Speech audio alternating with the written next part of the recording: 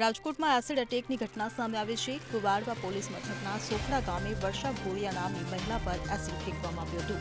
પ્રકાશ સરવૈયા નામના શખ્સે મહિલા પર અને ભત્રીજી પર એસિડ ફેંક્યું હતું।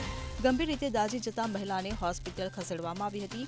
આરોપી પ્રકાશ સાથે ફરિયાદી વર્ષાબેનની ભત્રીજીની સગાઈ થઈ હતી। ત્યારે લગ્ન પહેલા જ ફરિયાદીની ભત્રીજી અન્ય સાથે ભાગી પ્રેમ લગ્ન કર્યા હતા। આદાવત રાખી ભત્રીજીનું એડ્રેસ પૂછી પ્રકાશે એસિડ એટેક કર્યો હતો। ત્યારે પોલીસે ગણતરીના કલાકોમાં જ આરોપી પ્રકાશ સરવૈયાને ઝડપી પાડીને વધુ કાર્યવાહી હાથ ધરી છે। આ છે ને અમારા ગામનો જ છે પ્રકાશભાઈ પ્રવીણભાઈ સરવૈયા। હવે એની આપણે મોવડી થયા હતા। મારા કાકાજીની છોકરી વેરાય એની સગાઈ કરી તો હવે છોકરી ભાગી ગઈ, એનો વરસ દિવસ થઈ ગયો। હવે શું ખબર, એને અમે કે ઘણી વાર સમજાવતા, અમારા ઘરે આવતો હતો કે ભાઈ સારી રીતે તેને સમજાવતા હતા કે ભાઈ તું બીજે પૈણી જા। હવે એ વહી ગઈ તો વહી ગઈ, બરોબર।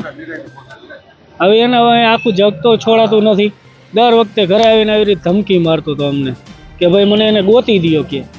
હવે અમને નથી ખબર એ ક્યાં ભાગી ગયો, એને કઈ સરનામા થોડા હોય। હવે અહીંયા હોય ક્યાં હોય કોને ખબર। હવે આપણે એની હોય આખી એની હું આપણે બીજા કામ ન હોય, ભાઈ એને કહેતા હતા કે ભાઈ સારી રીતે કે ભાઈ તું બીજે પૈણી જા, હજે તું જુવાનો બીજી સારી રીતે પણ। અને બીજું એક કે પહેલાં હે ને એસિડ હે ને મારી છોકરી ઉપર નાખવા આવ્યો હતો એ, પણ એને એ છોકરી ભાગી ગઈ એના બાપુ પાસે, મારા મોટા ભાઈ પાસે, બરોબર।